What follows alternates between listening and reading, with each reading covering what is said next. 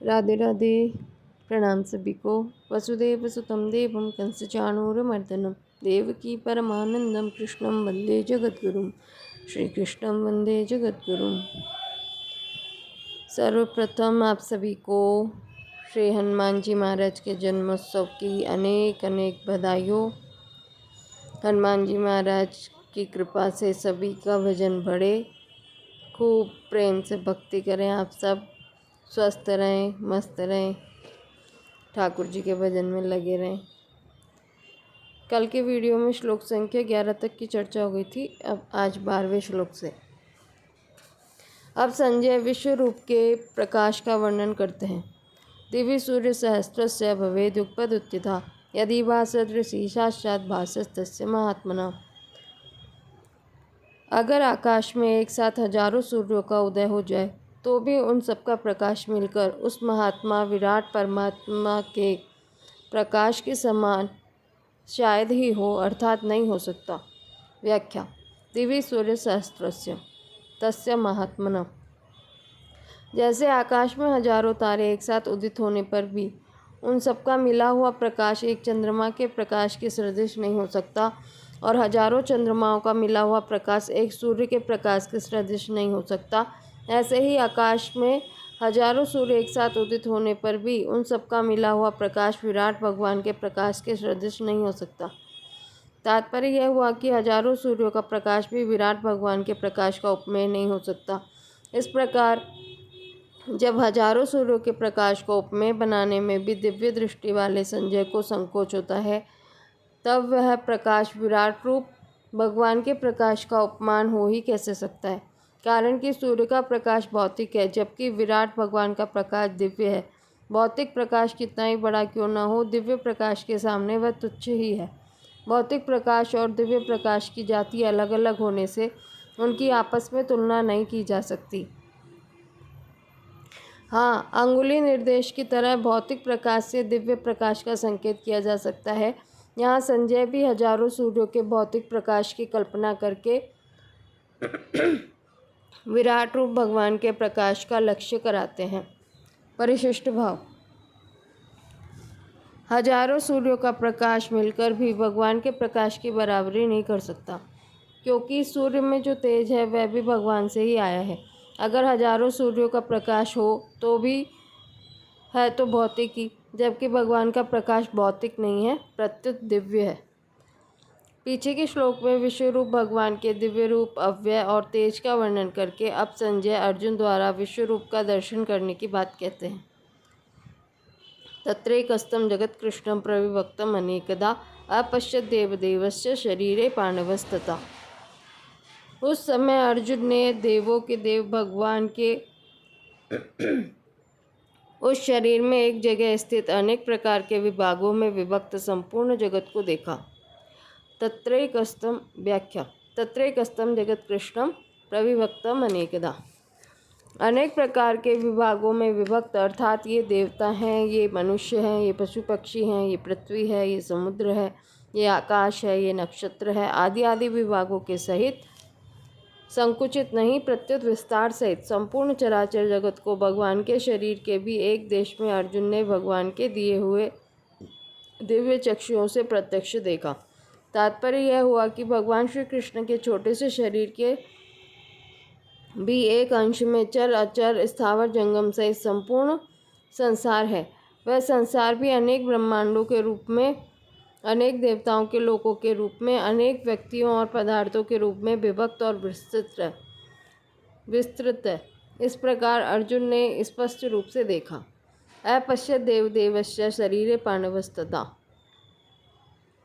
तदा का तात्पर्य है कि जिस समय भगवान ने दिव्य दृष्टि देकर अपना विराट रूप दिखाया, उसी समय उसको अर्जुन ने देखा। अपश्यत् का तात्पर्य यह है कि जैसा रूप भगवान ने दिखाया वैसा ही अर्जुन ने देखा। संजय पहले भगवान के जैसे रूप का वर्णन करके आए हैं, वैसा ही रूप अर्जुन ने भी देखा। जैसे मनुष्य लोक से देवलोक बहुत विलक्षण है, ऐसे ही देवलोक से भी भगवान अनंत गुना विलक्षण है, क्योंकि देवलोक आदि सबके सब लोग प्राकृत हैं और भगवान प्रकृति से अतीत हैं। इसलिए भगवान देवदेव अर्थात देवताओं के भी देवता हैं। परिशिष्ट भाव। अर्जुन ने भगवान के शरीर में एक जगह स्थित जरायुज, अंडज, उद्भिज, स्वेदज, स्थावर, जंगम, नपचर, जलचर, थलचर, 84 लाख योनियाँ, 14 भुवन आदि अनेक विभागों में विभक्त जगत को देखा। जगत भले ही अनंत हो, पर है वह भगवान के एक अंश में ही। अर्जुन भगवान के शरीर में जहाँ भी दृष्टि डालते हैं वहीं उनको अनंत जगत दिखता है। भगवान के अलौकिक विराट रूप को देखने के बाद अर्जुन की क्या दशा हुई, इसका वर्णन संजय आगे के श्लोक में करते हैं। ततः स विस्मयाविष्टो हृष्टरो मा धनंजय प्रणम्य शीर्षा देवं कृतांजलिरभाषत। भगवान के विश्व रूप को देखकर वे अर्जुन बहुत चकित हुए और आश्चर्य के कारण उनका शरीर रोमांचित हो गया। वे हाथ जोड़कर विश्वरूप देव को मस्तक से प्रणाम करके बोले। व्याख्या। ततः स विस्मयाविष्टो हृष्टरो मा धनंजय। अर्जुन ने भगवान के रूप के विषय में जैसी कल्पना भी नहीं की थी, वैसा रूप देखकर उनको बड़ा आश्चर्य हुआ। भगवान ने मेरे पर कृपा करके विलक्षण आध्यात्मिक बातें अपनी ओर से बताई और अब कृपा करके मेरे को अपना विलक्षण रूप दिखा रहे हैं।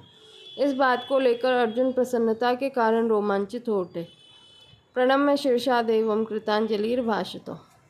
भगवान की विलक्षण कृपा को देखकर अर्जुन का ऐसा भाव उमड़ा कि मैं इसके बदले में क्या कृतज्ञता प्रकट करूं। मेरे पास कोई ऐसी वस्तु नहीं है जो मैं इनके अर्पण करूं। मैं तो केवल सिर से प्रणाम ही कर सकता हूँ, अर्थात अपने आप को अर्पित ही कर सकता हूँ। अतः अर्जुन हाथ जोड़कर और सिर झुकाकर प्रणाम करते हुए विश्वरूप भगवान की स्तुति करने लगे। अर्जुन विराट रूप भगवान की जिस विलक्षणता को देखकर चकित हुए, उसका वर्णन आगे के 3 श्लोकों में करते हुए भगवान की स्तुति करते हैं। अर्जुन उवाच।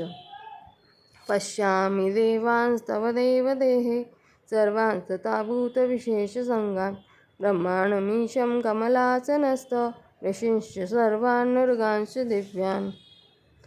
अर्जुन बोले,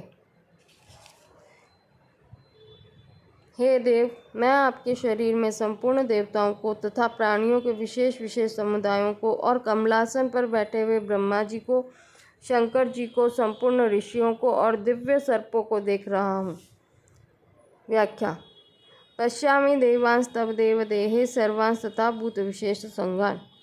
अर्जुन की भगवत प्रदत्त दिव्य दृष्टि इतनी विलक्षण है कि उनको देवलोक भी अपने सामने दिख रहे हैं। इतना ही नहीं, उनको सबकी सब त्रिलोकी दिख रही है। केवल त्रिलोकी ही नहीं, प्रत्युत त्रिलोकों के उत्पादक ब्रह्मा, पालक विष्णु और संहारक महेश भी प्रत्यक्ष दिख रहे हैं। अतः अर्जुन वर्णन करते हैं कि मैं संपूर्ण देवों को, प्राणियों के समुदायों को और ब्रह्मा तथा शंकर को देख रहा हूँ। ब्रह्मांडमीशम कमलासनस्थम। अर्जुन कहते हैं कि मैं कमल के ऊपर स्थित ब्रह्मा जी को देखता हूँ। इससे सिद्ध होता है कि अर्जुन कमल के नाल को और नाल के उद्गम स्थान अर्थात मूल आधार भगवान विष्णु को, जो कि शैया पर सोए हुए हैं, भी देख रहे हैं। इसके सिवाय भगवान शंकर को, उनके कैलाश पर्वत को और कैलाश पर्वत पर स्थित उनके निवास स्थान वटवृक्ष को भी अर्जुन देख रहे हैं। ऋषिश्च सर्वानुरंगाश्च दिव्यान्। पृथ्वी पर रहने वाले जितने भी ऋषि हैं उनको तथा पाताल लोक में रहने वाले दिव्य सर्पों को भी अर्जुन देख रहे हैं। इस श्लोक में अर्जुन के कथन से यह सिद्ध होता है कि उन्हें स्वर्ग, मृत्यु और पाताल यह त्रिलोकी अलग अलग नहीं दिख रही है, किंतु विभाग सहित एक साथ एक जगह ही दिख रही है। प्रविभक्तम अनेकदा। उस त्रिलोकी से जब अर्जुन की दृष्टि हटती है, तब जिनको ब्रह्मलोक, कैलाश और वैकुंठ लोक कहते हैं, वे अधिकारियों के अभिष्ट लोक तथा उनके मालिक ब्रह्मा, शंकर और विष्णु भी अर्जुन को दिखते हैं। यह सब भगवत प्रदत्त दिव्य दृष्टि का ही प्रभाव है। विशेष बात, जब भगवान ने कहा कि वह संपूर्ण जगत मेरे किसी एक अंश में है, तब अर्जुन उसे दिखाने की प्रार्थना करते हैं। अर्जुन की प्रार्थना पर भगवान कहते हैं कि तू मेरे शरीर में एक जगह स्थित चराचर जगत को देख, यह एकस्तम मम देहे। वेदव्यास जी द्वारा प्राप्त दिव्य दृष्टि वाले संजय भी यही बात कहते हैं कि अर्जुन ने भगवान के शरीर में एक जगह स्थित संपूर्ण जगत को देखा तत्र एकस्तं देवदेवस्य शरीरे। यहाँ अर्जुन कहते हैं कि मैं आपके शरीर में संपूर्ण भूत समुदाय आदि को देखता हूँ। तव देव देह। इस प्रकार भगवान और संजय के वचनों में तो एकस्थम एक जगह स्थित पद आया है, पर अर्जुन के वचनों में यह पद नहीं आया है। इसका कारण यह है कि अर्जुन की दृष्टि भगवान के शरीर में जिस किसी एक स्थान पर गई, वही उनको भगवान का विश्वरूप दिखाई देने लग गया। उस समय अर्जुन की दृष्टि सारथी रूप भगवान के शरीर की तरफ गई ही नहीं। अर्जुन की दृष्टि जहाँ गई वहीं अनंत सृष्टियाँ दिखने लग गई, अतः अर्जुन की दृष्टि उधर ही बह गई जो भी। इसलिए अर्जुन एकस्तम नहीं कह सके। वे एकस्तम तो तभी कह सकते हैं जब विश्वरूप दिखने के साथ साथ सारथी रूप से भगवान का शरीर भी दिखे।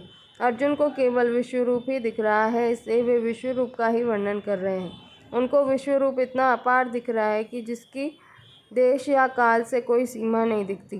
तात्पर्य यह हुआ कि जब अर्जुन की दृष्टि में विश्वरूप का ही अंत नहीं आ रहा है, तब उनकी दृष्टि सारथी रूप से बैठे भगवान की तरफ जाए ही कैसे। भगवान तो अपने शरीर के एक देश में विश्वरूप दिखा रहे हैं, इसलिए उन्होंने एकस्तम कहा है।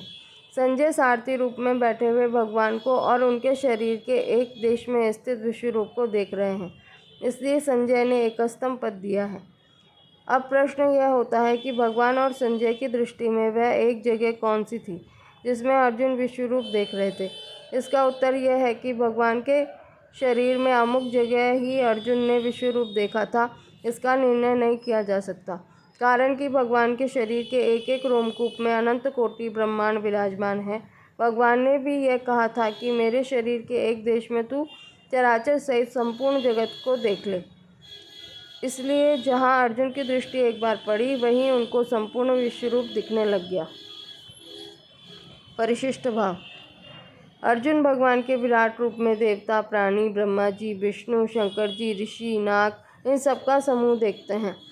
तात्पर्य है कि अर्जुन मृत्युलोक में बैठे हुए भी देवलोक, ब्रह्मलोक, वैकुंठ, कैलाश, नागलोक आदि लोक देख रहे हैं। अतः जो कुछ भी कहने सुनने में आता है, वह सबका सब भगवान के एक अंश में स्थित है। भगवान साकार हो या निराकार हो, बड़े से बड़े हो या छोटे से छोटे हों, उनका अनंतपना नहीं मिटता। संपूर्ण सृष्टि उनमें ही उत्पन्न होती है, उनमें ही रहती है और उनमें ही लीन हो जाती है, पर वे वैसे के वैसे ही रहते हैं। अब इससे आगे के श्लोकों की चर्चा कल करेंगे। राधे राधे।